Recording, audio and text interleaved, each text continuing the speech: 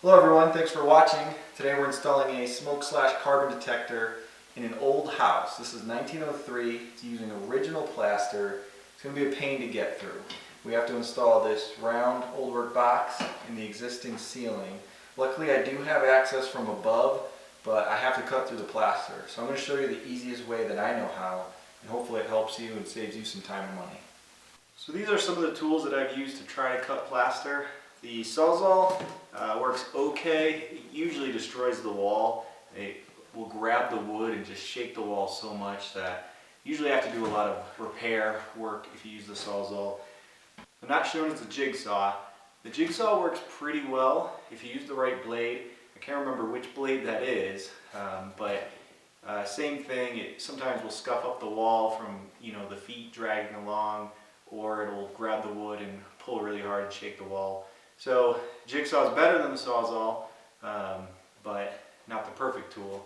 Next one's the handsaw for plaster. It does work, it just destroys the blade. Usually after 2 or 3 boxes, the teeth are shot. The oscillating tool, this one works pretty well. If you use the grout or tile bit for the plaster, it does a pretty good job. For round boxes, I don't really like it, but for the regular rectangle electrical boxes, this one does work pretty well to cut the plaster, and then you switch to the wood blade and cut the wood. And so the tool we're going to be using today is the cutout tool.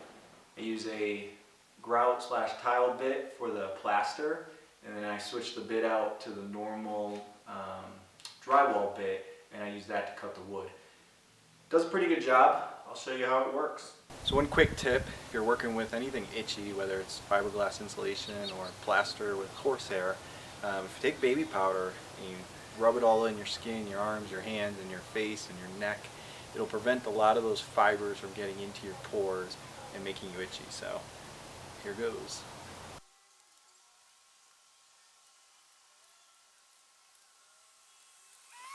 If it's safe for a baby, it's safe for me. So everything's set up, we are ready to start cutting. I set up a vacuum, I taped it to the ladder so it'll collect some of the dust, maybe not all of it. Next big thing is the proper PPE, right? Personal protection equipment.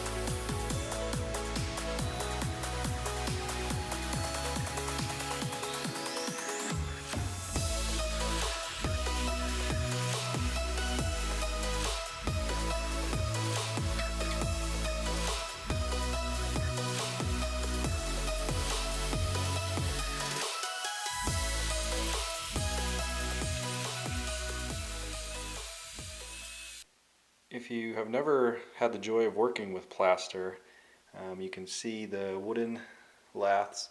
These are about 1/4 to 3/8 inch thick, and then the plaster is, I don't want to say a concrete, but it's very hard, and it actually has hairs in it. So you can actually see the hairs there. In the olden days, this was actually horsehair. So to cut through it is not fun. It's a pain.